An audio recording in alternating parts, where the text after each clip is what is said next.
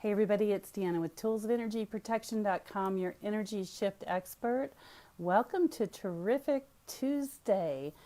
Give a little bit for people to get on, and while we're waiting for that, I'd like to let you know that the class for Akashic Records is finally available. I know you've all been waiting for that announcement, so if you'll go to toolsofenergyprotection.com and click on the 2020 workshop, the way to get into that class is listed right down there with all the details. So tonight's subject is talking about loving your kids, or are your kids getting enough love? Because I know that parenting isn't an easy job by any means, and usually the style of which we parent has a lot to do with how we were parented. It has to do with your neural net or your neuroprogramming. And so I wanted to share with you tonight a question of, are your kids getting the love that they desire? Do your kids feel loved? Generally, it's through setting boundaries, really super healthy boundaries. But if you didn't have boundaries growing up as a kid, then it's hard to set them as a parent. But the parent and the parenting that you received is the root of self-love. Let me repeat that again. The parenting that you received growing up is the root of your self-love. I did have a client last week who shared with me that her parents pretty much raised her in a bar. So she grew up on a bar stool with no boundaries and no love, and was kind of left just to do whatever.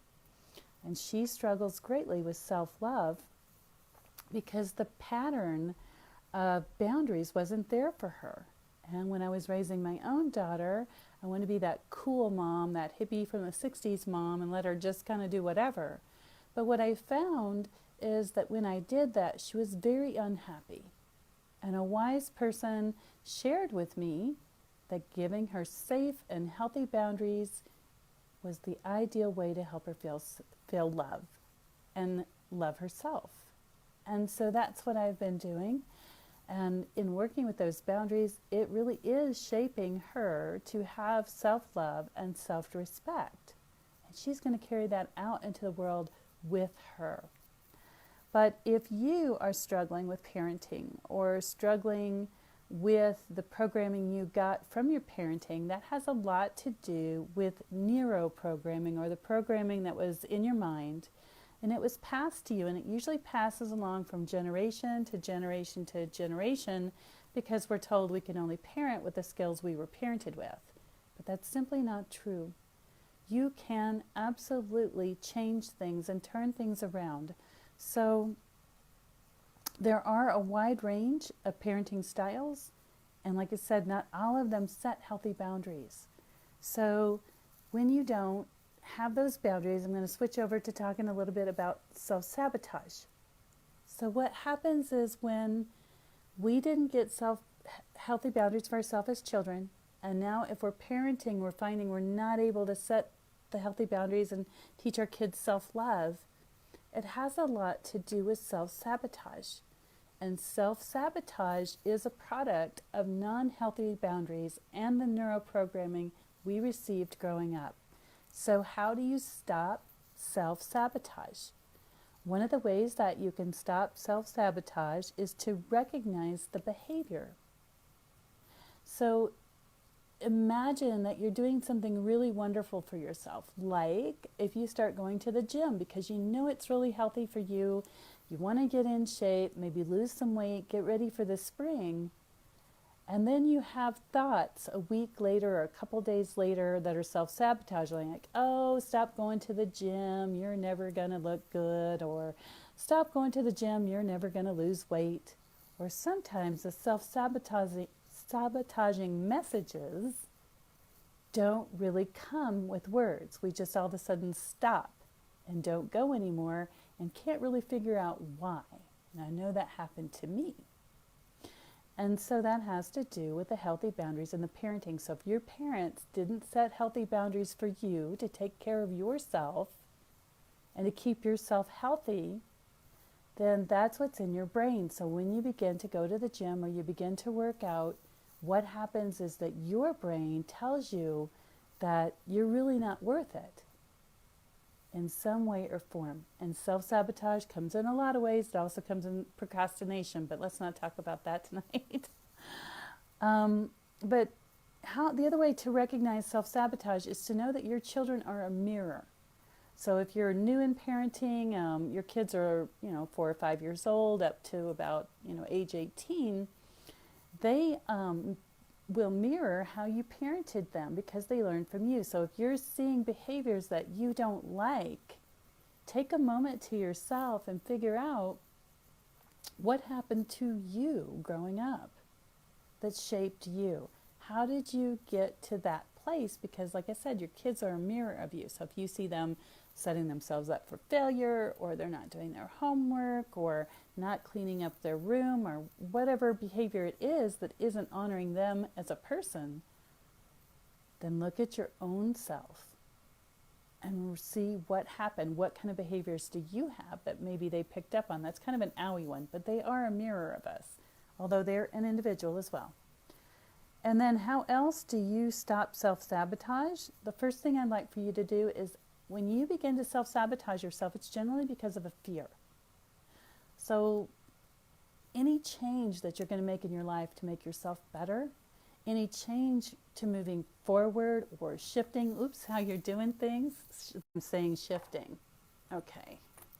Looks like we got a kind of a mess up the internet connection there too. But when you're trying to shift your behavior or you're desiring something new or moving forward, you'll often engage in self-sabotage. And that, again, can come in many different forms. And so what I'd like for you to do is ask yourself, if you're self-sabotaging, what am I afraid of? What am I so afraid of? So, for example, if you're going to look for a new job, say you're at a job and you don't like it, you don't like the people, you don't like the work, or you deserve better, a raise, a promotion, a different position with the company, and you're not getting it, and you begin to look for another job, you might have some self-sabotaging thoughts like you're never going to be good enough, or you don't have the right credentials, or a myriad of other things. So step 2 is to ask yourself, what are you afraid of? What am I afraid of?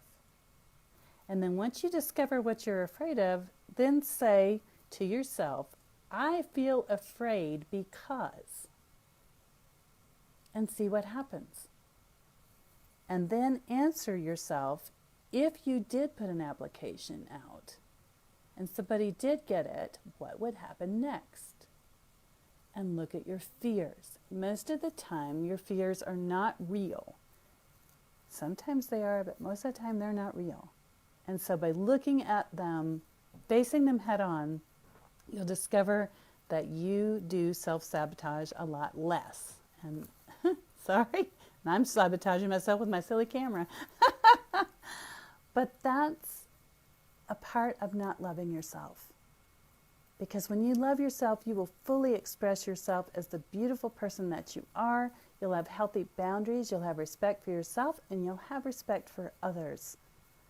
And if you don't, self-sabotage will show you that when you're trying to make changes and you're trying to go forward, things don't go right.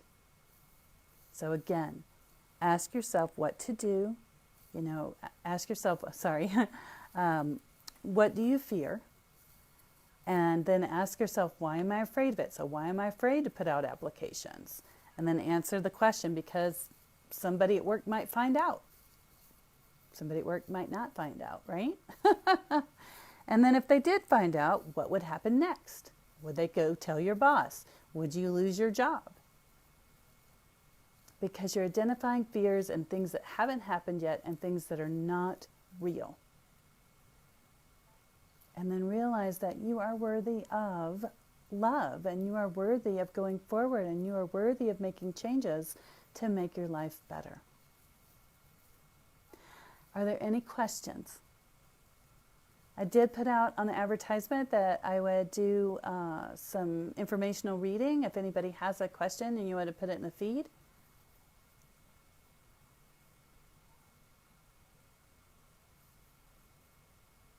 Okay, well, it looks like nobody has any questions. So I will see you back here next week on Terrific Tuesday. Have a great and wonderful night.